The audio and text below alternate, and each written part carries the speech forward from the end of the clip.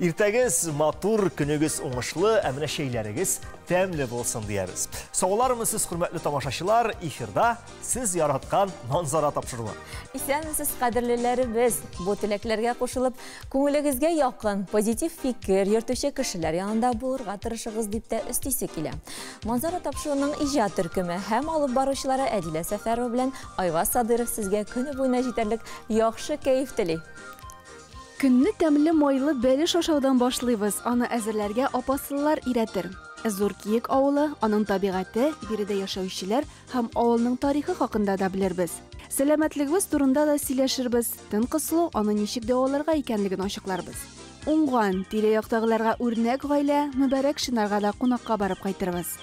Тапшыруны сәламәтлек темасынан башлыйк әле бүген бу иң актуаль темаларның берсе. Бөтен дөнья сәламәтлек саклау оешмасы мәгълүматларына караганда, кешеләрнең нибары 10% бөтен авырулардан диярлек яклый торган көчле иммунитет белән мактана икән. Ә калган 90%-ның иммун системасы яшәү шартларына һәм әлбәттә аның рәвешенә бәйле. Димәк, ул үзебезнең кулда. Бу уңайдан без һәр тапшыруда сезгә файдалы киңәшләр җиткерербез. Бүген ачы тормага тукталыйк әле. Тырма дигән яшелчәне күпләребез белә, әмма әче булганга сирәк ашыйбыз. Ә бит тырма шактый гына файдалы һәм шифалы үсемлек. Аның туган ягы булып Мисыр һәм Кытай санала. Әче тырмадан безнең эрага кадәр файдаланганнар. Борынгы Мисырда аның ырлыкларыннан үсемлек мае ясаганнар, ә тамырларыннан ризык әзерләгәннәр. Соңрак тырма борынгы Грециядә дә үстерелә башлый. Анда бу яшелчәне аеруча зурлаганнар. Россиягә әче тырма Азиядан кертелә башлый һәм шундук дан казана. Безнең илдә дә бу яшелчәнең файдалы сыйфатларын яратып кулланганнар. Аңардан борынгы рус халкы ризыгы тюрю әзерләгәннәр, төрле авыруларны дәвалаганнар. Бүген иң популяр рецептларның берсе ул тырма эченә бал салып шифалы сыйкча ясау. Моның өчен яшелчә эчендә чокыр ясап, балны шунда салып куялар һәм 6 сагать тирәсе тоталар. Әзер сыйкчаны гадәттә ютәлләгәндә, каты суык тидергәндә эчәләр, ул шулай ук тизрәк терелергә дә ярдәм итәр. Үсемлек мае яки каймак белән тырманы шикелле ашыйлар. Франциянең кайбер төбәкләрендә аны кыздырып ашка да салалар.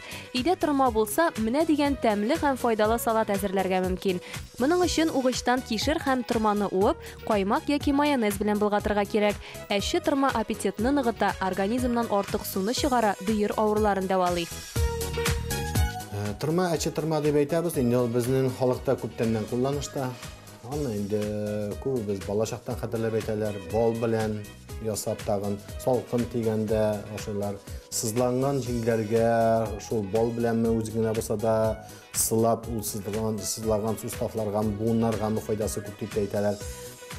Бу яктан килә калганда тырмада бар фермент. Ул менә шул үзенең шунысы белән дишат итәләр. Ул җылыта, тәнгә үзенең шул җылысын бирә. Әче тырмада микробларны үтерә торган матдәләр бар. Шуңа күрә аның йомшагын угычтан чыгарып яраларга, үлекле җәрәхәтләргә ябарга ярый. Бу яшелчәдә С, Б төркеме витаминнары, кальций, магний, фосфор бар, клетчатка һәм эфир майлары күп. Тырма канны холестериннан чистарта, аш казаны, шәкләр эшчәнлеген яхшырта. Табигать бүләк иткән чын дару ул. Сез дә әче тырмадан файдаланыгыз һәм сәламәт булыгыз. Яхшы кәеф күтәренке күңел булсын өчен кеше организмында Әдилә серотонин дигән матдә җитәрлек дәрәҗәдә булырга тиеш. Аны башка төрле бәхет гормоны, яхшы кәеф гормоны дип тә атыйлар. Организмда әлеге гормон җитәрлек күләмдә булсын өчен рационга банан, әфлисун, бакча җиләген кертергә кирәк ди диетологлар. Бу исемлеккә йөзем һәм кара җимешне дә кертер идем, чөнки алар минераль матдәләргә һәм витаминнарга бик бай. Җимеш турында юкагына сүз кузгатмадык. Ул тәмле булсын сәхифәсендә искә алыначак, чөнки бүген татар халкының иң затлы һәм татлы сыйларының берсе дөге бәлеше пешерербез. Авыл, мичтә ушак яна. Тиздән монда татар халкының иң затлы ризыгы бәлеш пешәчәк. Тәмле дөге бәлеше.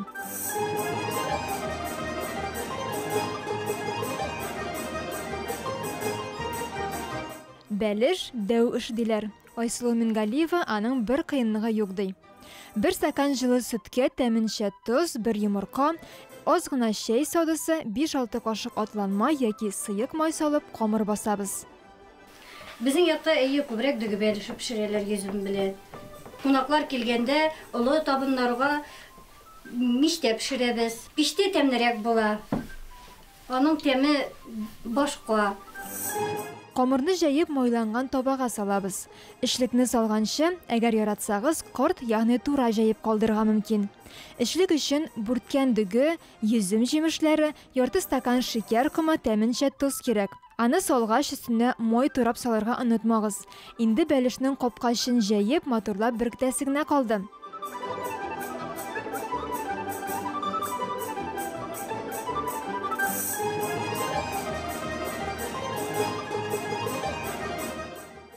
Бәлешебез әзер, сыек май белән мойлап, сәгать ярымга мичкә озатабыз.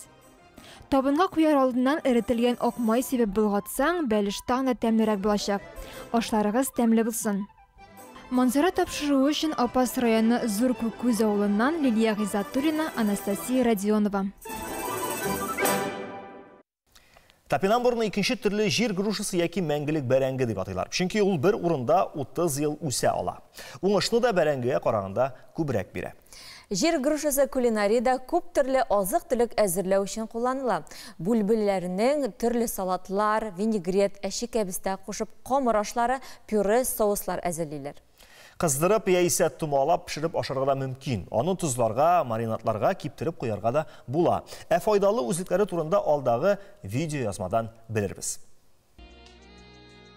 Кыяш сыман бу чәчәкләрне һәр бакчада очратырга мөмкин. Бик тиз үсеп үрчигәнгә күрә, күпләр аны чүп үләне белән бутый. Әмма бу чәчәк декоратив үсемлек кенә түгел, чын дару үләне. Топинамбурны ничек кенә атамыйлар? Җир грушасы, кыяшлы тамыр дип, 40 көн багыш дип тә йөртәләр аны. Әлеге үсемлекнең туган ягы Төньяк Америка. Европага ул 17нче гасырда гына кертелә. Риваятләрнең берсе буенча французлар җир грушасын Тупинамбу кабиләсе индеецларыннан алган. Имештер, аның Топинамбур дигән исеме шул кабилә исеменнән килеп чыкканда. Топинамбурны кулинарияда, косметологиядә, медицинада кулланалар. Элек-электән топинамбурның тамырларын шәрәптә төнәтеп, йөрәк авыруларын дәвалаганнар. Ләкин бүген җир грушасын бәрәңге кебек куллану киң таралмаган. Ә бит алар охшаш. Өстәп әйтергә кирәк, топинамбурда тимер тузлары бәрәңгегә караганда 3 тапкырга күбрәк. Җир грушасы шулай ук Б, С витаминнарына, калий, магний, кальцийга бай. Топинамбурны чи килештә ашыйлар, суда яки сөттә кайнатып пешерәләр, кыздыралар, төнәтмәләр дә ясыйлар. Файдасы нидә дип сорасагыз, бу кыяшлы тамыр югары кан басымын төшерә, канда шикәрне әзәйтә, гемоглобинны күтәрә.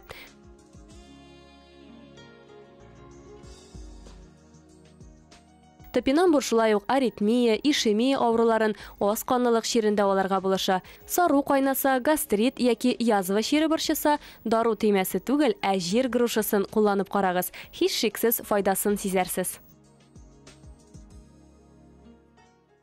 Орманнарны саклыйк. Бөтен Россия акциясы 2019 елдан бирле уздырыла. Шунысы сөендерә, акцияга кушылучылар саны елдан-ел арта. Акцияда безнең хәбәрчеләребез дә читтә калмады. Биектау районының Дачный бистәсе янында узган агач утырту өмәсендә катнашты. Урман ул табигатыбыз бүләге. Ул җирне яман җилләрдән, корылыктан, туфракны юлудан, елгаларны кырудан саклый, басуларны бәрәкәтен арттыра, шәһәрләрнең һавасын сафландыра, кыргый җәнлекләрне үз ышыгына сыендыра, кешеләрне иркен кочагына тарта. Урман җир кешесенең иң зур яшел байлыгы. Аны бәяләп бетергесез хәзинәсе агач. Тирә-яныбызга яшеллек бирүче сулар, һавабызны чистартучы урманнарны саклау, агачлар утырту барыбызның да уртак бурычы. 8 октябрь көнне урманны саклыйк бөтен Россия акциясе уңаеннан Биектау районының Дачный бистәсе янында агач утырту өмәсе оештырылды. Бу акциялар безнең еш уза, ел сайын уза, агачлар утыртабыз, килә безнең күп организациянең кеше, һәрбер кеше агач утыртып китә бездә. Әлеге чарада катнашырга умартачылык хезмәткәрләре, студентлар, төрле оешма хезмәткәрләре килгән. Үзләре агач утыртуда катнашырга теләк белдерүчеләр дә бар. Барлыгы 200дән артык кеше җыелды. Без экология министерствосы белән ел сайын бу акциядә катнашабыз. Мин бу акциядә катнашырга бик горурланам. Чөнки табигатькә булышырга кирәк. Һәм мин бик шат бу акциядә катнашырга. Үсентеләр бала кебек сизгер. Аны изге теләк белән ихлас күңелдән утыртсаң, алар һичшиксез үсеп китәчәк. Урманчылык хезмәткәрләре акциядә катнашучыларга күрсәтмә биреп тә өлгерде. Һәркем йөгерә-йөгерә эшкә тотынды. Берәүләр җир казый, икенчеләр үсентеләрне китереп тора, өченчеләр аларны изге теләкләр тели утырта. Ел сайын кеше арта бара. Һәр ел сайын кеше арта бара, алар үзләре киләләр, үзләре регистрация итә сайтта, чистартасылар килә, урманны утыртасылар килә. Урманны саклыйк бөтен Россия акциясе 2019 елдан бирле уздырыла. Шунысы шатлыклы, акциягә кушылучылар саны елдан-ел арта бара. Мы экологи, для нас это дело чести. Во-вторых, мы решили... Безнең өчен мондый акцияләрдә катнашу намуслы эш. Быел без бу эшкә үзебезнең оныкларны да җәлеп итәргә булдык. Алар үзләре дә агач утырту акциясе турында балалар радиосыннан ишетеп катнашырга теләк белдерделәр. Әлеге акция кешеләрне тәрбияли дә, белем дә бирә. Агачлар утыртуда катнашкан балаларның да, өлкәннәрнең дә табигатькә карата игътибары арта. Яз көне генә урманнарны чистартырга барып кайткан идек. Инде менә хәзер агач утыртырга килдек. Авыл кешесе буларак барыбер җаен беләсең бит инде. Шуңа күрә моның авырлыгы юк дип саныйм һәм табигатьтә урманны арттырырга үз тырышлыгыңны кую ул бик күркәм, бик әйбәт күренеш. Кеше гомере буе табигатьтән файдалана. Табигать кешене ашата, эчертә, киендерә. Табигать бездән ярдәм көтә. Аның матурлыгы һәм байлыгы безнең кулда. Табигатьне саклау өчен без үз бурычыбызны үтәргә тиешбез. Әйдәгез бергәләп табигать сагына басыйк. Халык сынамышлары буенча кайын һәм юкә 13 октябрьгә кадәр бөтен яфракларын коеп бетерсә, ел уңай килер. Әгәр дә инде беренсәрен яфраклар калса, кыш суык булар ди. Ә без бүгенге көн һава торышы белән танышыйк әле.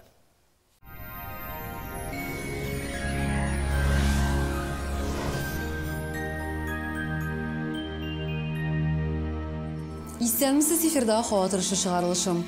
Яндекс погода мәгълүматы буенча көньяк көнчыгышта Бөгелмә Балазынакай Әлмәттә болытлы яңгыр явачак 9 градус җылы. Төньяк көнчыгышта Түбән Кама Яршаллы Алабугада сүрән көн температура 10 градус. Төньякта Актаныш Әгерҗе Менделеевскида яңгырлы җылылык 10 градус. Төньяк көнбатышта Арча Кукмара Балтачта явым-төшемнәр температура 9 градус җылы. Көньяк көнбатышта Болгарбай Чүпрәлдә урыны белән яңгыр 10 градуска кадәр җылыта. Чиста Нурлат Мамадышта явым-төшемнәр 10 градус җылы. Алдагы көннәрдә синоптик хәл үзгәрми, шулай яңгырлы һава торышы саклана. Мәркәзебез Казанда болытлы яңгыр явачак, температура көндез 9-11 градус җылы. Җил көн чыгыштан уртача тизлектә. Атмосфера басымы төркемеш баганасының 754 мм тәшкил итә. Һаваның чагыштырмача дымлылыгы 94%. Җирнең магнит кыры тыныч. Һава торышы турында әлегә менә шулай иде, исән-имин булыгыз.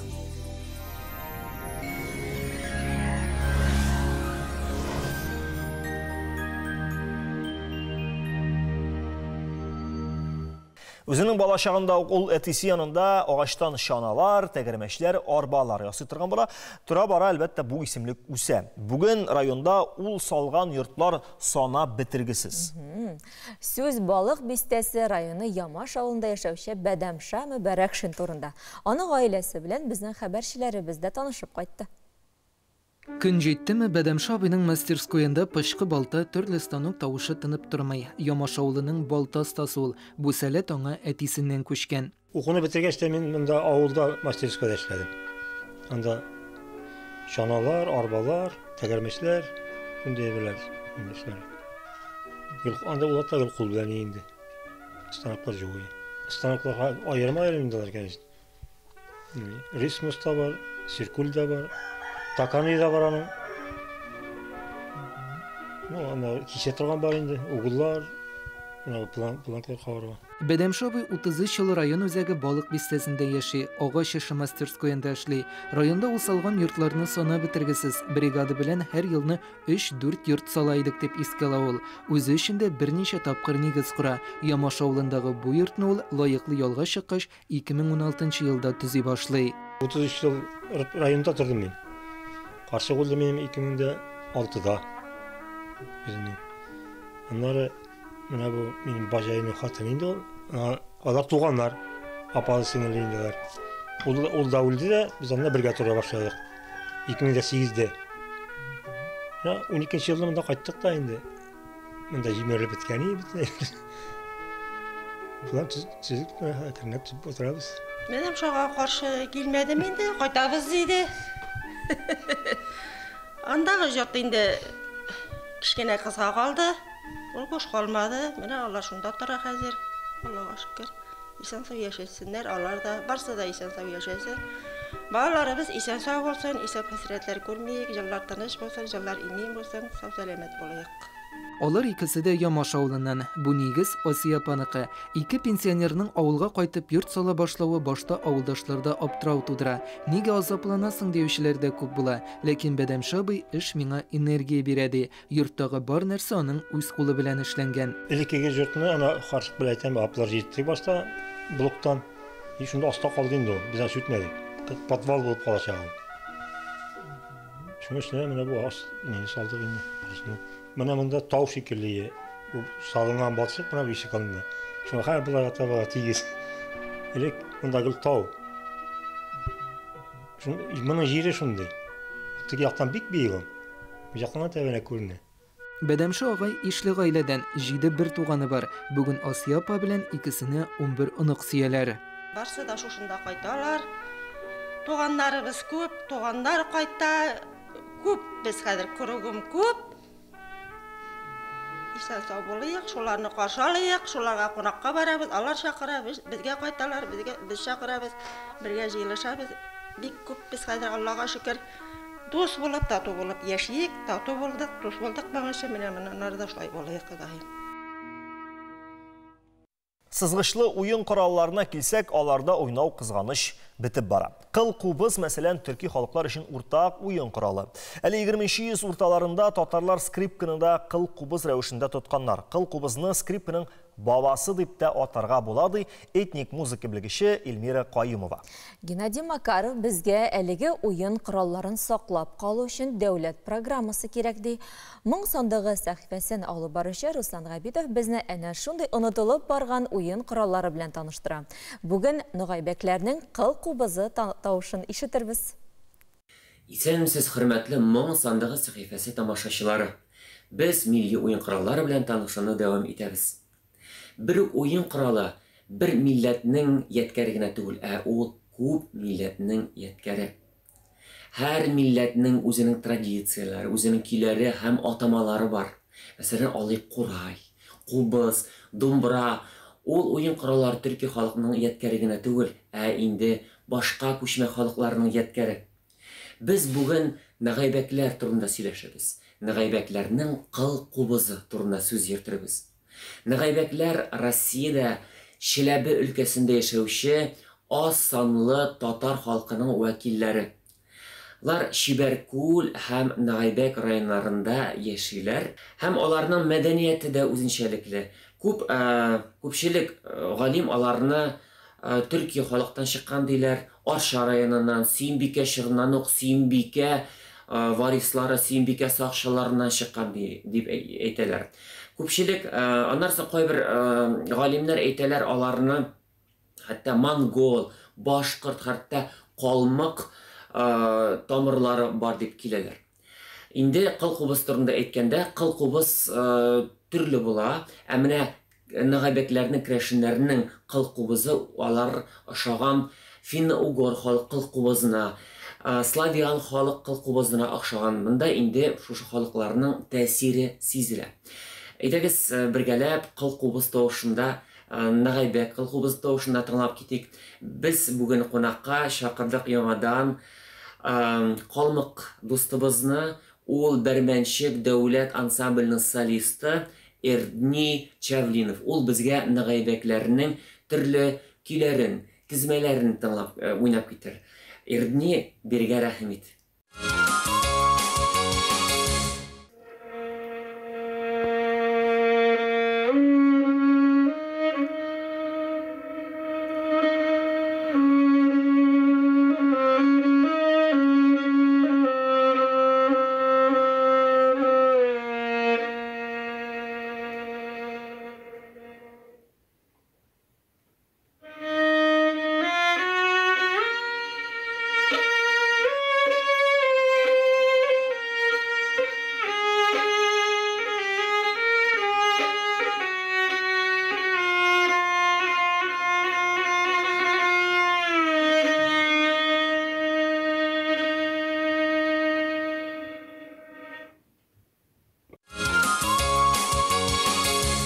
Рәхмәт ирне һәр халыкның үзенең кабатланмас көйләре, кабатланмас мәдәнияте, нәгайбәтләрендә үзенә охшаган үзенчәлекле көйләре. Бүгенге сәхифәне төгәллибез, киләсе очрашуларга кадәр исән сау булыгыз.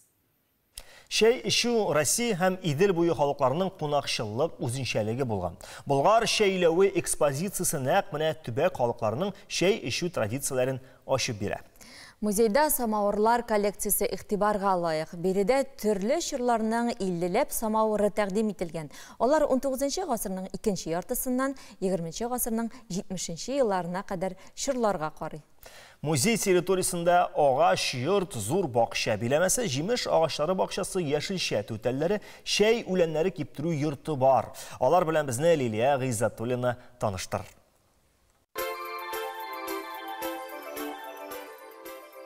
Бакча, җимеш агачлары, хош исле киткән үләннәр.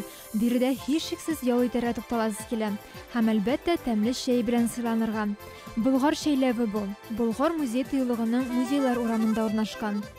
Татар халкы элек-электән кунакчыл булган. Кунакларны шәй эчермичә җибәрмәгәннәр.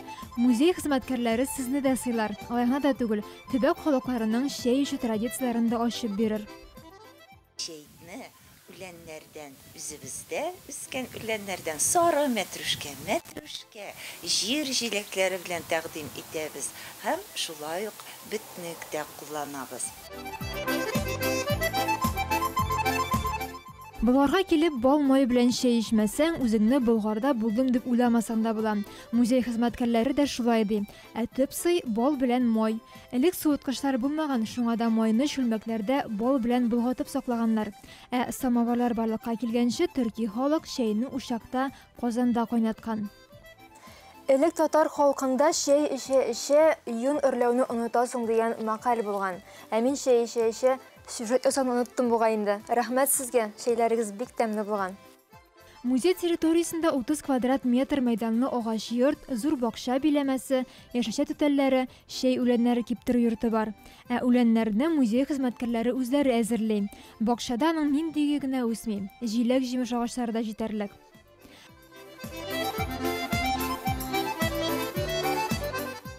Менә бу йортта самоварлар коллекциясе урналган. Биредә төрле чорларның 50ләп самовары тәкъдим ителгән. Алар 19 гасырның 2нче яртысыннан 20 гасырның 70 елларына кадәрге чорларга карый.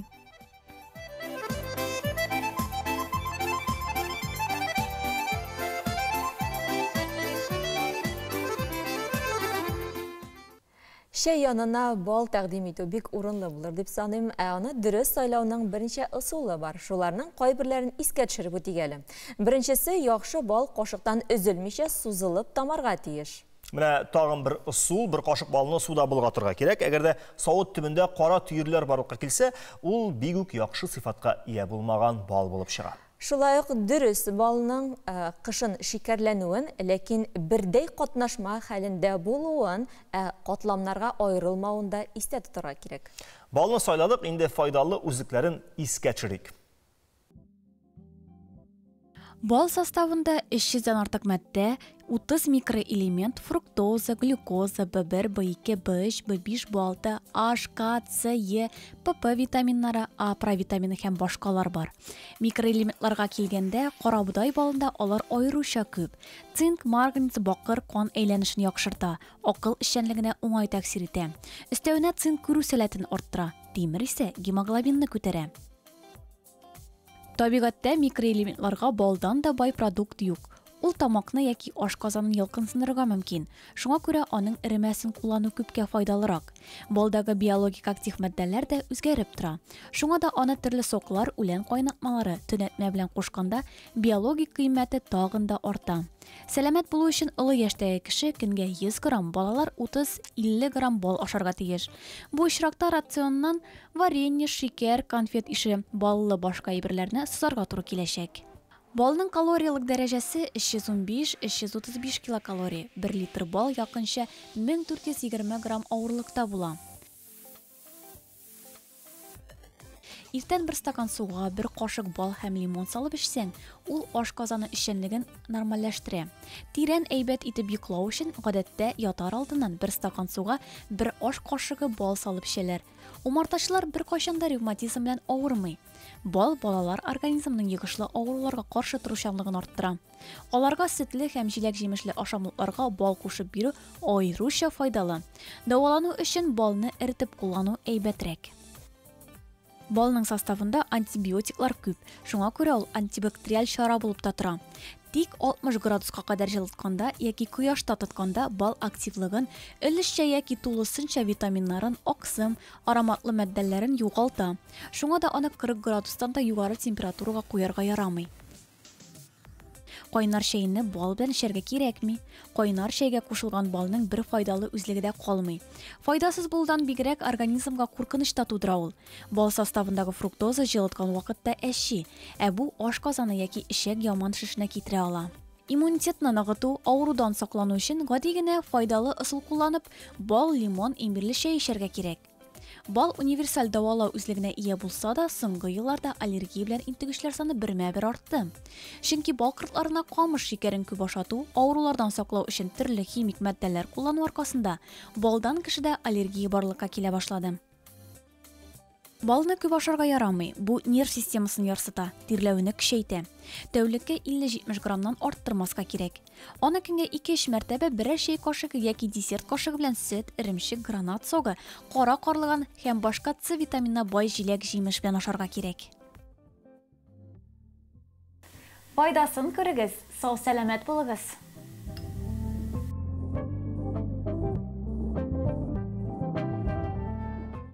Яңгыр ява, кырау төшә, кышлар китә, яфраклар коела һәм гомумән бик тә моңсу була шул чакны. Сез дә көзне шулайрак тасвирлый аласыз икән, димәк алдагы язма сезнең өчен. Көзен генә була торган сихри матурлыкка күз салыйк.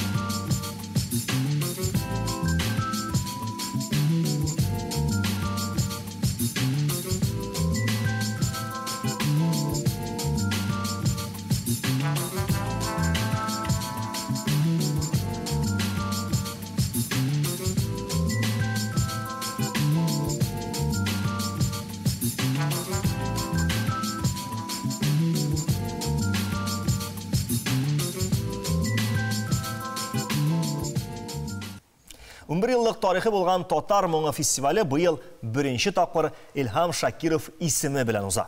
Гала концерт исә 19 октябрь көнне Габдулла Тукай исемендәге Татар дәүләт филармониясында үтәчәк. Шул хакта тулырак филармониянең директоры Кадим Нуруллин сөйләр. Кадим әфәнде, исәнмесез? Хәерле көн, исәнмесез, хөрмәтле алып баручылар.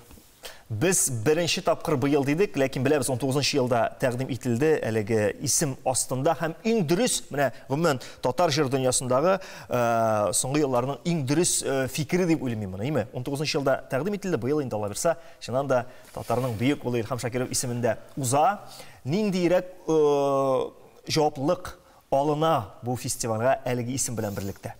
Әлбәттә, менә бер мәкаль бар, корабельне ничек атыйсың, ул шулай йөзеп китә дигән мәкаль бар бит инде, һәм Илхам Шакировның исемен бирү әлеге конкурска ул әлбәттә аның бик югары дәрәҗәгә күтәреп куя планкасында. Беренчедән әлеге конкурс хәзер Илхам Шакиров исеме бирелү белән дә бергә бәйле. Ул 3 елга бер тапкыр үткәрелергә тиеш була. Һәм ул менә 19 елда бирелде. Беренче тапкыр Илхам Шакиров исеме астында ул Татар моңы быел 11 тапкыр үткәреләчәк.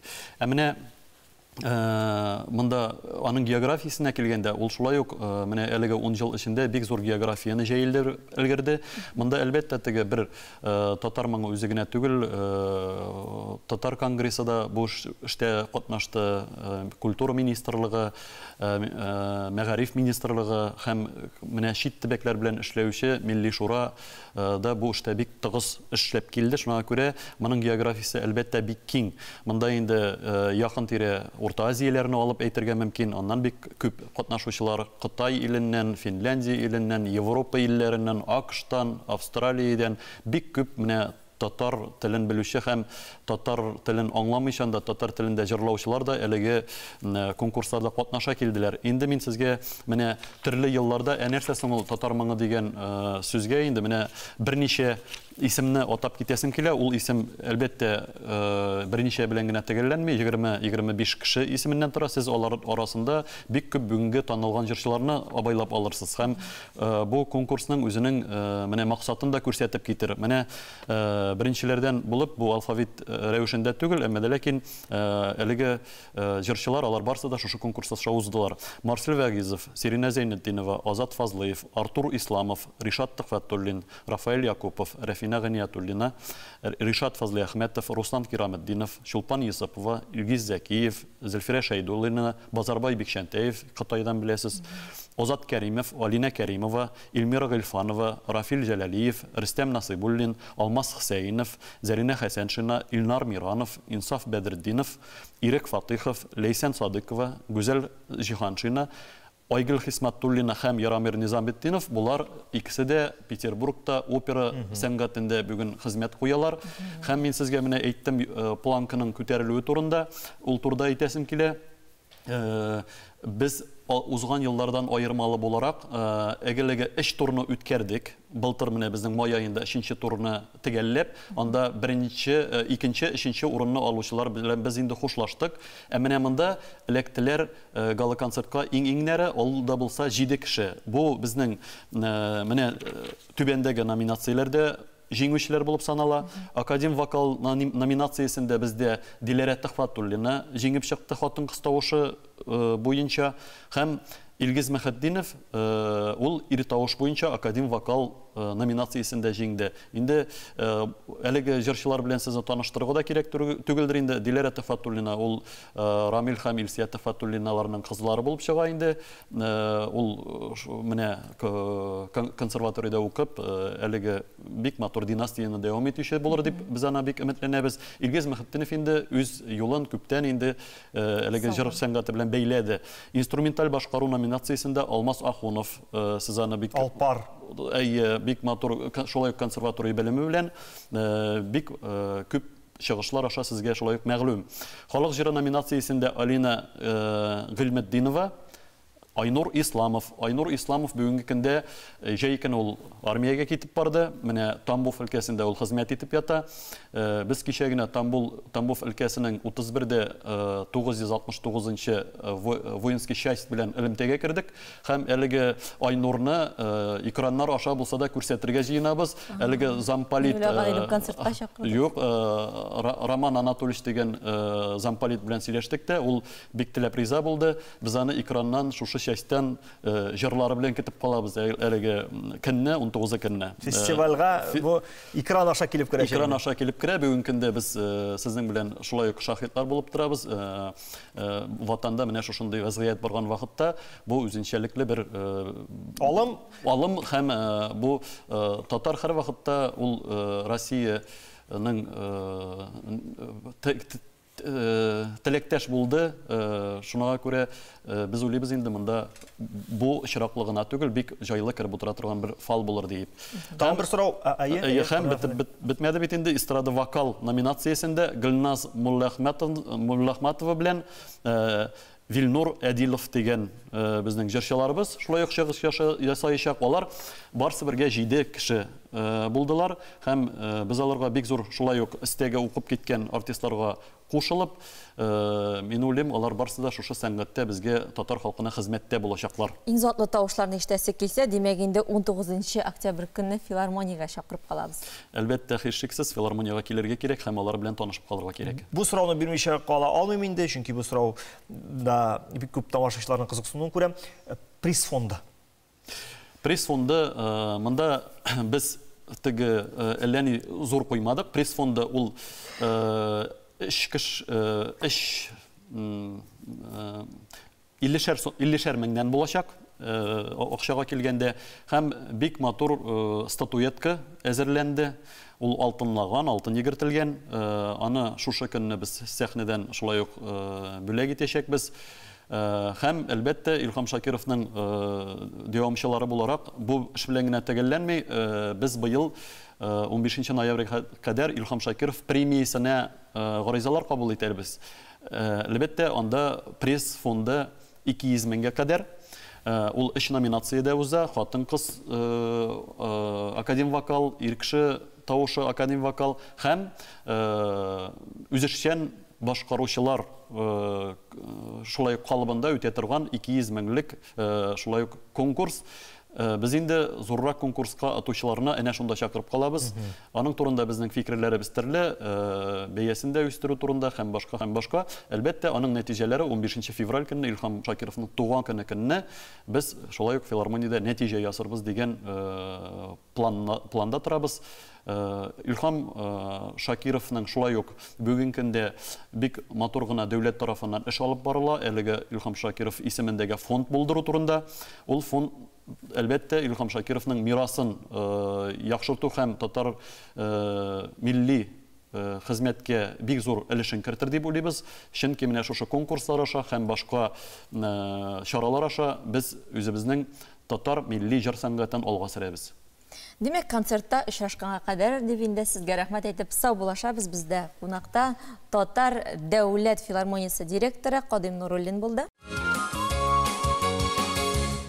Бүген 13 октябрь. Бездә агачларның йокыга талу көне икән, беләсеңме, Әдилә? Менә Вьетнамда шәхси эшмәкәрләр көне, Азәрбайҗанда тимер юл хезмәткәрләренең һөнәри бәйрәмнәре.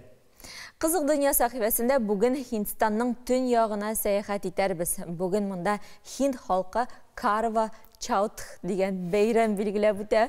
Аның үзенчәлекләре белән Гөлинә Харрасова таныштырыр. Гөлинә, рәхмәт сиңа.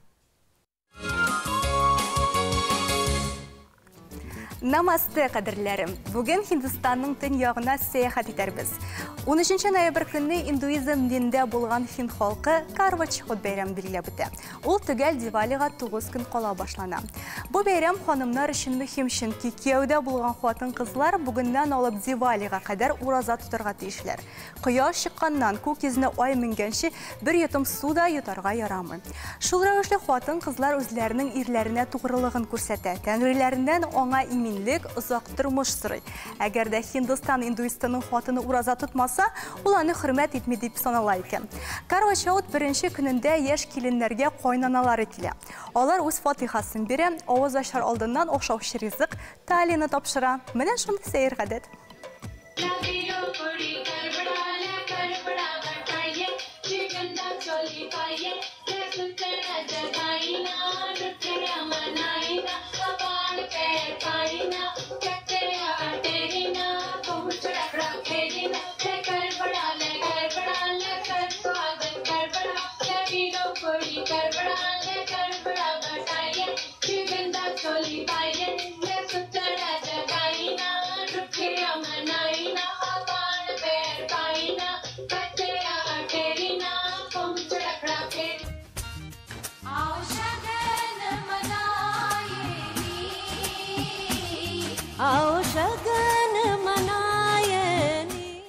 Карва Чаут кияүдәге хатын-кызларны тормыш иптәшләренең туганнары белән таныштыра. Әгәр дә сез зур йортта яшәсәгез, барысы да бәйрәм көннәренә сезгә күченеп килергә мөмкиндер. Әмма бар да алай куркыныч түгел. Ирләр ураза тотучы хатыннарын бу чорда аеруча иркәләргә, аңа көндә бүләкләр алырга тиеш икән. Аннары дини ханымнар ач чыкканчы авыз ачучы ризыкны пешерүдән кала, үзен тәртипкә сала. Мөмкинлеге булса матурлык салонына бара, яңа киемнәрен кия, кулларын хына bizekleri bilen mihiyindi yasıtan.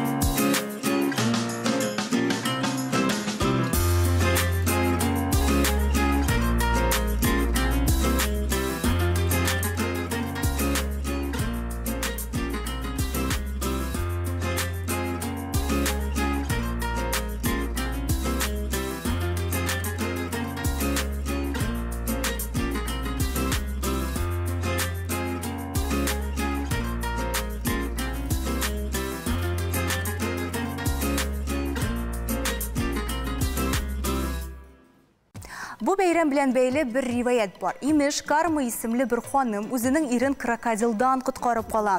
Гәрләнгән хатын-кыз Хинд әҗәле ямадан бу крокодилның гомерен алуны таләп итә. Әмма яма ризалыгын бирми. Карма үкәләп аны кагыячагын белдерә. Әҗәл уйланып кала, йөрәге мәхәббәт белән тулган кешенең нәфрәтеннән курка ул. Шуңа да бу хатынга юл куя. Нәфис затлар яраткан кешеләре өчен хәтта әҗәл белән бәхәскә керә ала. Бу әлеге легенданың төп тезисы. Инде бәйрәмгә әйләнеп кайттык.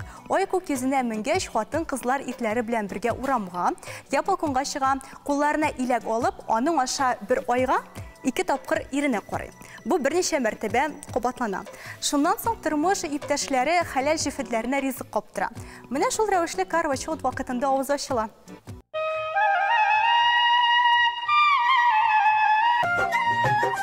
हाथों में पूजा की थाली आई रात सुहागों वाली हो चांद को देखूं हाथ में जोड़ूं करवा चौथ का व्रत में तोड़ूं तेरे हाथ से पीकर पानी दासी से बन जाऊं रानी आज की रात जो मांगे कोई वो पा जाए रे घर आजा परदेसी तेरा देश बुलाए रे घर आजा परदेसी तेरा देश बुलाए रे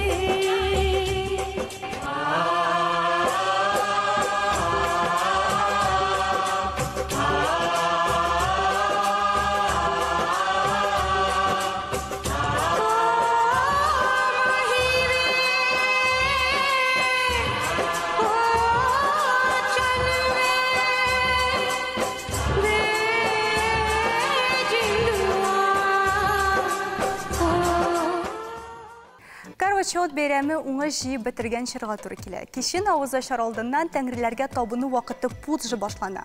Бу вакытта хатын-кызлар тормыш иптәшләре белән бергә гыйбадәт йортларына килеп, шикләвек, тәмтем, синдур, бизәнү әйберләре тутырылган балчык савыт карва калдыра.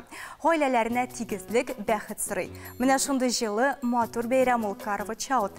Безнең якыннарыбызга карата игътибарлырак булырга өйрәтә. Мәхәббәтнең никадәр көчле булуын күрсәтә. Бүгенгә менә шулар иде. Киләсе очрашуларга кадәр сау булыгыз. Чилида урнашкан Атакама күле чәчәккә күңелеп ята икән, Бигрәк кызык. Грузияның Сно авылында яшәүче Мираб Пиранишвили тарихи шәхесләрнең сыннарын ясый. Булар турында тулырак дөнья яңалыкларында Алия Сәлимҗанова сөйләр. Дөньядагы иң коры урыннарның берсе Чилида урнашкан Атакама чүле чәчәккә күмелгән. Кадрда ул төрле төстәге дистәләгән чакрымга сузылган тукыма сыман. Әлеге гаҗәеп табигать күренеше 5-7 елга бер тапкыр мул итеп яуган яңгырлардан соң барлыкка килә. Быел исә явым төшемнәр нормадан да артыграк 80 мм тәшкил иткән. Шул сәбәпле чүлдәге җансыз урыннарга да җан кергән. 200 төрдән артык үсемлек шытып чыккан. Бер үк чүлдә кайвакыт яңа үсемлек төрләре барлыгы да ачыклана. Болыннарда чәчәк атучы куе үсемлекләрнең күплеге аркасында кайчандыр буш чүл булган җир участоклары да ак, сары, алсу төскә буяла ди урман хуҗалыгы инженеры Радольфо Мендес. Мондый сирәк табигать күренешен карап хозурланырга якын арада бирегә Чилидан да башка илләрдән дә күпләп туристлар килүе көтелә. Грузияның Сно авылында яшәүче Мираб Пиранишвили ил тарихы һәм сәнгатендә төп урынны алып торган шәхесләрнең сыннарын ясый. Таштан чыгып ясалган сыннар җирле үзәнлектәге ачык һавада урнашкан. Мираб сын ясау осталыгына Тбилиси сәнгать академиясендә өйрәнгән. Бу идея аңа укуын тәмамланганда килгән. Сынчы гадәттә эшләрендә гранит кулланса, күптән түгел яңа материал кварцны үзләштерә башлаган. Яңа ташның үзенчәлеге шунда ки, ул кешенең табигый тон һәм тире структурасын хәтерләтә. Тау токымының гадәти булмаган составы портретка чынбарлык исти ди сынчы. Эшләрендә Мираб шомарткыч машина, этергеч, чүкеч һәм игәү кебек гадәти кораллардан тыш үзе уйлап тапканнарын да куллана. Мәсәлән, зур таш кантарларын берничә өлешкә таркату өчен Иратның авиация заводында махсус җитештерелгән һәм бензин белән эшләүче җайланмасы да бар. У меня есть термоотбойник, называется, реактивный принцип. Әлеге җиһаз 3000 градуска кадәр кыза. Ташны бик тиз кисеп була аның белән. Ваграк ташларны болгарка ярдәмендә эшкәртәм. Онысы җиңелрәк әлбәттә. Пиранишвили тупланмасында 10 авторлык портрет бар. Алар арасында шагыйрь Шотер Руставели, язучы Важи Пшавела һәм Грузия православие ширкәве епископы Или II сыннары. Алга таба күбрәк иҗат итәргә дә ниятлисенче. Ләкин зур ташлар белән эшләү өчен махсус техникасы җитеп бетми икән. Салават күпере һәм Сабантуй журналлары баш мөхәррире Зилә Файзуллина бездә кунакта. Һәм инде без әңгәмәбезне башлыйбыз. Зилә, исәнмесез? Исәнмесез. Зилә, син килеп кергәч, мөмкинме син дип дәшергә? Чөнки без инде көн саен диярлек Зилә белән күрешәбез. Хезмәттәшләр. Әйе, шуңа күрә син килеп кергәч, монда килеп керде бер балалар дөньясы, балаларның ниндидер бер нуры, чөнки менә аеруча бүгенге көндә менә самимилек җитеп бетми, хисләр җитеп бетмиме, балачакка кайтып җитеп бетми. Ниндирәк яңалыклар ул балалар дөньясында, шуны сөйләп башлады әңгәмәңне. Бик зур рәхмәт, Айваз. Дөрестән дә балалар белән аралашу күңелгә бер илһам бирә һәм көн саен без, мин дә, хезмәткәрләре дә рәхәтләнеп, йөгереп, ашкынып барабыз эшкә, чөнки без дөрестән дә балаларга файдалы эш эшлибез дип йөрибез иде үзебезчә Салават күпере һәм Сабантуй журналы чыгарабыз. Һәм балалар белән бик күп аралашабыз. Бу инде күңелдәге баланы саклап калырга мөмкинлек бирә. Һәм шул бала белән яшәү, күңелдәге бала белән яшәү, дөньядагы нинди генә хәл булмасын, нинди генә вазгыять булмасын, матур фикерләр, якты омтылу белән яшәргә мөмкинлек бирә. Шуңа күрә мин дә тәкъдим итәм барыгызга да күбрәк балалар белән аралашырга, күбрәк елмаярга, бергә уйнарга, көлешергә һәм әлбәттә журналларны бергәләп, гаилә белән укырга. Мөмкинме менә бер Салават күпере журналын мин игътибар иттем, аның бераз формасы үзгәргән. Ул элек шулай туры гына килеп чыга иде, хәзер инде Шулай дип атык без буны. Бу беләсезме, балалар бу яңалык түгел, бу инде елдан артык вакытта менә шулай чыга. Моны безнең укучыларыбыз белә. Төрле сан, төрле формада. Бу балаларга журналда китап, бәлки дә хәтта уенчык итеп кабул итәргә мөмкинлек бирә. Уларны күргәч тә аның куллары омтыла. Бу безнең төп максат. Бала журналны, китапны кулына алсын. Ул инде алгач, аны ачып җибәргәч, андагы наклейкаларны, матур рәсемнәрне күргәч, инде аның игътибары җәлеп, без җәлеп итәчәкбез шулай итеп. Әле миңа QR кодлары да бар хәтта. Шунысы ошады, менә минем бит кызу үсеп килә, һәм шуннан да аңа да мин хәзер татар китаплары эзлим. Һәм менә Зиләдән сорагач, Салават күпере журнал миңа бирде 1 еллык, 2 еллык менә шундый теге. Әйе. Төпләнмәсен һәм мин инде курыктым, әйтәм, бу бит инде искергән. Бу бит инде моның 2 еллык чыккан, 1 еллык чыккан дигән идем, ләкин ачып карагач аңлыйм, бу актуаль. Ул ай саен чыкса да, ул кайчан гына чыккан булса да, менә шу форматта чыккан журнал актуаль бала өчен. Ул ниндидер бер китап кебек. Анда ниндидер ситуацияга бәйле, айга бәйле вакыйгалар юк. Менә монда Салават күпере 0+ дигәнсез. Бер сүзнең 2 тәрҗемәсе ярма, крупа, сериал, хәтта инглиз телендә өйрәнеп була, шушы китап синең кулыңа килеп эләксә. Дөнья шундый, без полилингваль дөньяда яшибез. Шуңа күрә бала татарча гына түгел, русча, инглизчә, кытайча, французча белсә күпкә әйбәтрәк. Шуңа күрә без инде әкренләп туганнан балага төрле сүзләрнең, төп сүзләрнең тәрҗемәсен тәкъдим итәбез. Аңлавыбызча, хәзер бу журналларга хәзер язылу бара име, язылу бара, һәм әле язылу гына түгел, ниндидер бер аңлавымча бер даты бар, шушы датага кадәр язылырга өлгергән абунәчегә ташламалар да бар дип ишеткән идем, дөресме? Нәкъ шулай. Мин бөтен безнең караучыларга шундый мәгълүмат җиткерәсем килә, игътибар белән тыңлагыз, зинһар. 3-сеннән алып 13 октябрьгә кадәр быел безнең бөтен Россия язылу атналыгы, инде русча тәрҗемә итсәм, всероссийская декада подписки бара. Һәм бу вакытта безнең басмаларга Татмедиа акционерлык җәмгыятендә чыгучы басмаларга күп кенә зур гына ташлама 13%-ка кадәр җитә. Бу инде акчага күчерсәк 50 генә түгел 100, хәтта 150 сумда булырга мөмкин. Һәм шулай итеп сез бу декада арасында язылсагыз, 2нче елга 2023 елның 1нче яртыйлыгына дик, 1нче 6 айга бик зур экономия белән, отыш белән язылырга һәм яраткан журналларыгызны тагын да арзанрак бәягә ала аласыз. Бу инде балалар журналлары гына түгел, олалар яратып укыган Сөембикә, Сәхнә, Казан, Татарстан журналлары. Гәҗитләр дә керәдер бит. Әлбәттә, Казанский ведомости мен белән Шәһри Казан һәм районнарда чыгучы күп кенә журнал газетларга шулай ук бу акция, бу ташлама карый. Шуңа күрә менә берничә көн калды. Димәк, бүгін соңгы көн бит инде сез әйттегез 13 октябрьгә кадәр дип. Димәк, бүген соңгы көн өлгерергә дә мөмкин әле. Дөрестән дә мөмкин. Моның өчен хәтта почтага барып татырга кирәк түгел.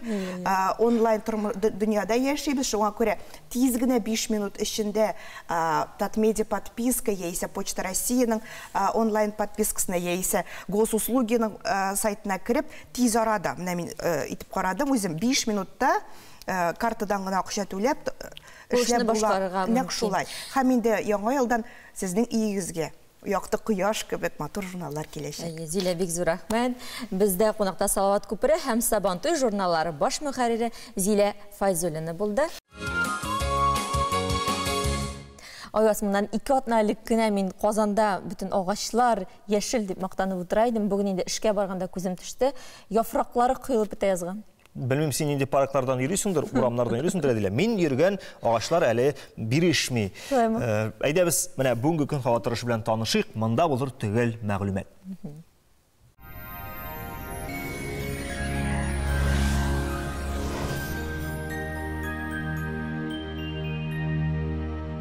Исәнмесез, эфирда һава торышы чыгарылышым. Яндекс погода мәгълүматы буенча көньяк көнчыгышта Бөгелмә Балазынакай әлмәттә болытлы яңгыр явачак 9 градус җылы. Төньяк көнчыгышта Түбән Кама яршаллы Алабугада сүрән көн температура 10 градус. Төньякта Актаныш Шәгырҗи Менделеевскида яңгырлы җылылык 10 градус. Төньяк көнбатышта Арча-Кукмара Балтачта явым-төшемнәр температура 9 градус җылы. Көньяк көнбатышта Булгарбай Чүпрәлдә урыны белән яңгыр 10 градуска кадәр җылыта. Чиста Нурлатма Мадышта явым-төшемнәр 10 градус җылы. Алдагы көннәрдә синоптик хәл үзгәрми, шулай яңгырлы һава торышы саклана. Мәркәзебез Казанда болытлы яңгыр явачак, температура көндез 9-11 градус җылы. Җил көнчыгыштан уртача тизлектә. Атмосфера басымы төркемеш баганасының 754 мм тәшкил итә. Һаваның чагыштырмача дымлылыгы 94%. Җирнең магнит кырытыныш. Һава торышы турында әлегә менә шулар иде. Исән-имин булыгыз.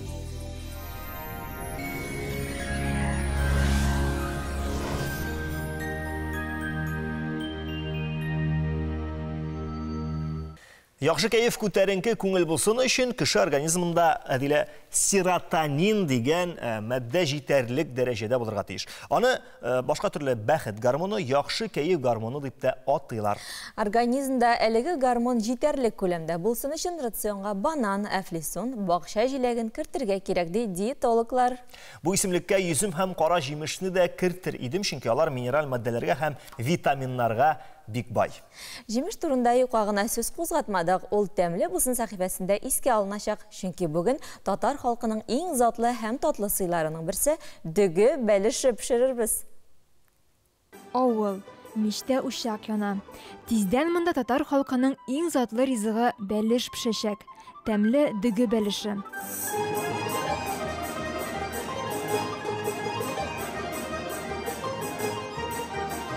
Бәлеш дәү эш диләр. Айсылу Мингалиева аның бер кыенлыгы юк ди.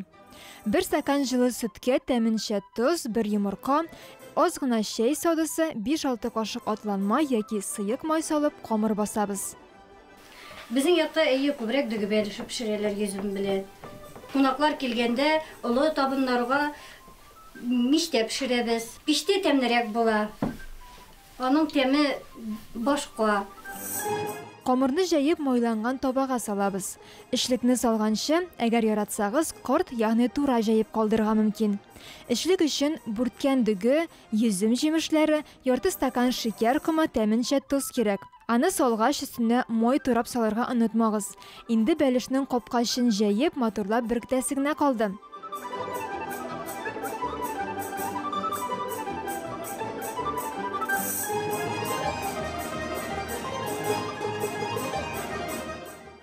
Бәлешебез әзер, сыек май белән майлап, сәгать ярымга мичкә азатабыз. Табынга куяр алдыннан эретелгән ак май сибеп булгатсаң, бәлеш тагын да тәмлерәк булачак. Ашларыгыз тәмле булсын.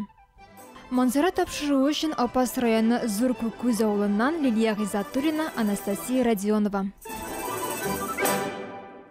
Сәләмәт кешедә сулыш алу, кыйнлашу, тын кысылу гадәти күренеш булырга мөмкин, әмма кайберәүләр өчен ул җитди авыруларның билгесе булып тора. Тын кысылуның сәбәпләре төрле булырга мөмкин. Шулай да профилактика чаралары уртак. Тын алуның кайбер кагыйдәләрен алдагы видео язмада күрербез. Җәяү 9-нчы катка кадәр менү яшүсмерләр өчен бик җиңел тоелыр. Әмма 30, 40, 50 яшьтән соң мондый маневрлар кыенлык тудырга мөмкин. Инде 4-нче катта ук йөрәк ешрак тибәчәк, тын кысылачак. 2-3 минут хәл алганнан соң йөрәк тибешен нормаль халәткә кайтара алсагыз, борчылыр урын юк. Әмма озаграк көтәргә кирәк булса, табибка мөрәҗәгать итүегез хәерлерәк. Одышка может быть проявлением таких... Тын кысылуының сәбәпләре төрле булырга мөмкин. Бу йөрәк, үпкә авырулары, тромблар. Авыруга карап, аңа каршы көрәш ысулы да төрле. Әмма тын кысылуга каршы профилактик чаралар уртак. Шуларның берсе тын алу кагыйдәләре. Аларны бергәләп кабатлыйк. Борын белән тирән сулыш алабыз. Эчегез зур шар кебек кабарга тиеш. Хәзер сулышны авыз аша чыгарабыз. Эшне максималь рәвештә җыябыз. Эш мускулларын киергәндә сез үпкәләрегезне чистартачаксыз. Бу күнегенә тәүлегенә 1-2 мәртәбә кабатларга киңәш ителә. Икенче күнегене башкару өчен аякларны бергә кушып басабыз, кулларны менә шул рәвешле күтәреп, сулыш алабыз, югарыга тартылып, аяк очларына басабыз. Тынны чыгарабыз.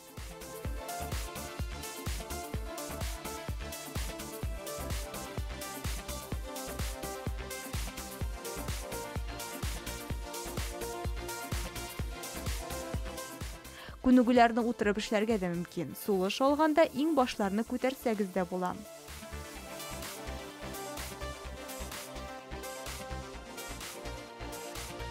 Баскычтан менгәндә дә сулышны дөрес алырга онытмагыз. Өскә таба атлаганчы эш белән тирән сулыш алыгыз. 1-2 адым атлагач сулышыгызны чыгарыгыз. Юлыгызны шул рәвешле дәвам итегез. Исән имин булыгыз.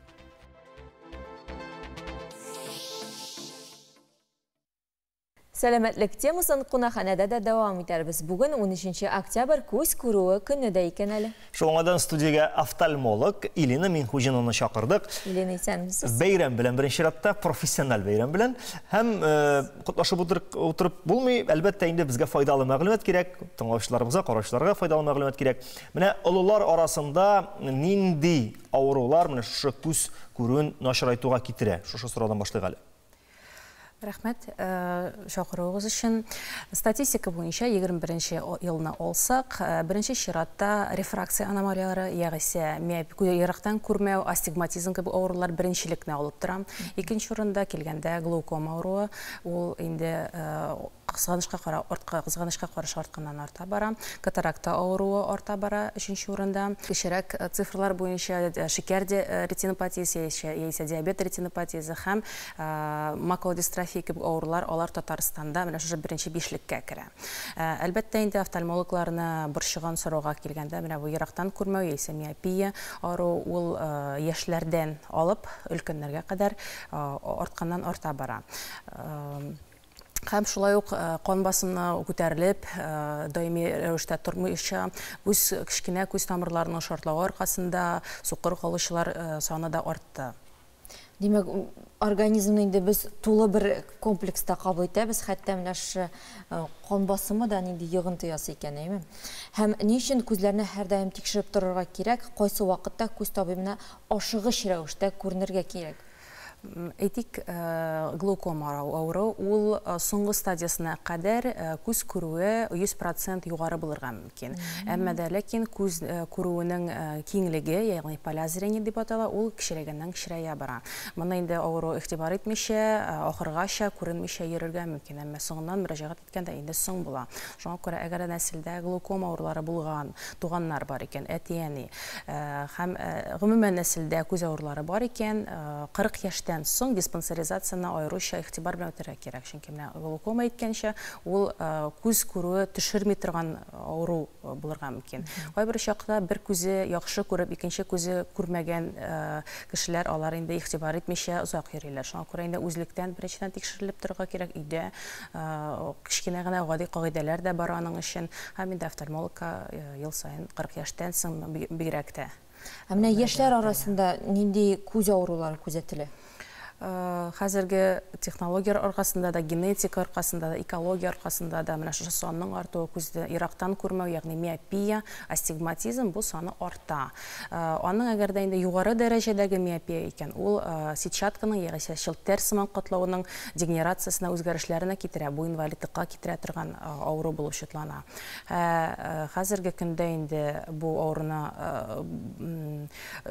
лазер рәвешендә, операциялар рәвешендә дә дәваларга мөмкин. Әмма инде бар үзенең күрсәткечләре бар, каршылыклары да бар. Менә шушы лазер дидегез, име? Бик күп бүгенге көндә лазер хирургиясе белән үзләренең күз күрүен коррекцияләүчеләр, име? Бу практика әле тиешенчә тикшерелгәнме? Картайган көндә менә 25 яшендә операция ясаткан яшь кеше картайган көндә тагын нидер проблемалар күрергә мөмкин микән? Бу технологиялар инде безнең Россиядә 15-20 ел бара. Алар яшырганнан яхшыра бара. Чыннан да күзлектән, линзалардан арыныр өчен бу лазерны операция ясатып, тормыш белән канәгать булучылар бик күп, әлбәттә. Әлбәттә 40-45 яшьләрдә инде табигать үзенекен ала һәм инде үзгәрешләр барга килә. Һәм алар үзара конфликтка кергә була дип әйтә, килешә алмар. Ул вакытта да барыбер дә операциянең икенче төрле расчет белән башкарыласы, шушыны истә тотып башкарыла торган операциялар бар, алар эшләнелә һәм инде безнең практикада кулланыла. Димәк, куркырга кирәк. Мин үзем шундый коррекция ясаган кеше, һәм мин уйлап торам иде. 50-не узгач минем хәзер тагын кире нәрсә үзгәрешләр булмас микән дип. Димәк, миңа куркыныч түгел алайса. Куркыныч түгел. Технология арта бара, алга таба бара, шуңа күрә бер дә курыкмагыз. Күз күрүен олыгайганчыга кадәр яхшы итеп сакларга теләүчеләргә нинди сез киңәшләр бирер идегез? Бүген инде рационда омега-3, лютеин кебек матдәләр күбрәк булса яхшы дип әйтәләр офтальмологлар. Шул ук балык, шул ук шикләүкләр, шул ук яшел үләннәр алар кертсәләр рационга, бу үзенә күрә сетчаткага, челтәр сыман катлауга яхшы минерал матдәләр кертә дип баралар.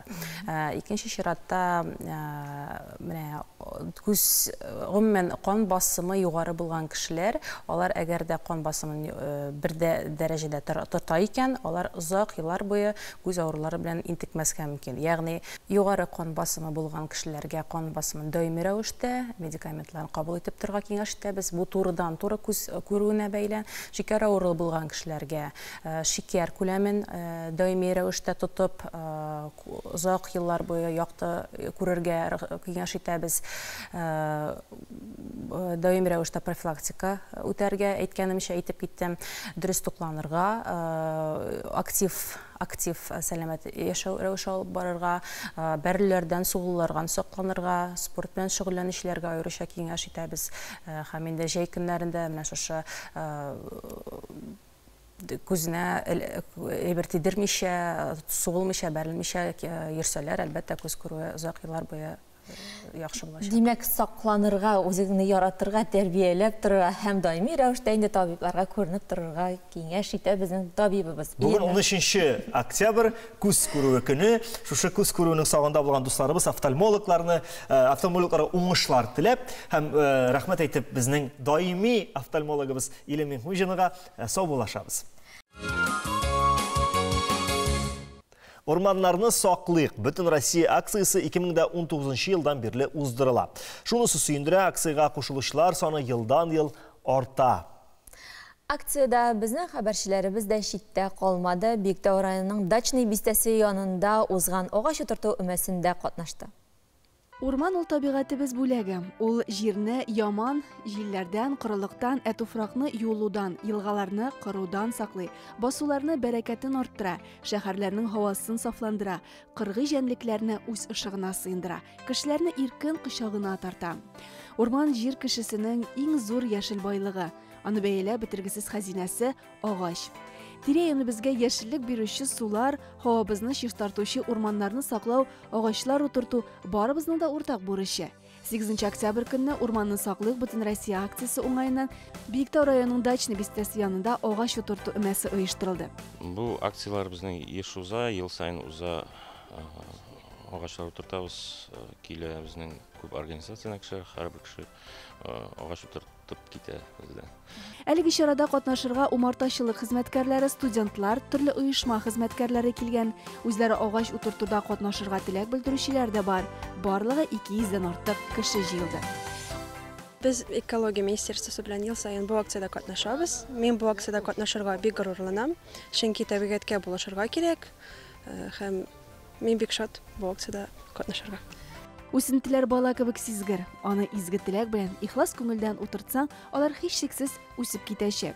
Урманчылык хезмәткәрләре акциядә катнашучыларга күрсәтмә биреп тә өлгерде. Һәркем йөгерә-йөгерә эшкә тотынды. Берәүләр җир казый, икенчеләр үсентеләрне китереп тора, өченчеләр аларны изге теләкләр тели-тели утырта. Ел сайын кеше арта бара. Һәр ел сайын кеше арта бара, алар үзләре киләләр, үзләре регистриация итә сайтта, чистартасылар килә, урманны утыртасылар килә. Урманны саклык бөтен Россия акциясе 2019 елдан бирле уздырыла. Шунысы шатлыклы, акцияга кушылучылар саны елдан-ел арта бара. Мы экологи, для нас это дело чести. Во-вторых, мы решили... Безнең өчен мондый акцияларда катнашу намуслы эш. Быел без бу эшкә үзебезнең аныкларны да җәлеп итәргә булдык. Алар үзләре дә агач утырту акциясе турында балалар радиосыннан ишетеп катнашырга теләк белдерделәр. Әлеге акция кешеләрне тәрбияли дә, белем дә бирә. Агачлар утыртуда катнашкан балаларның да, өлкәннәрнең дә табигатькә карата игътибары арта. Яз көне генә урманнарны чистартырга барып кайткан идек. Инде менә хәзер агач утыртырга килдек.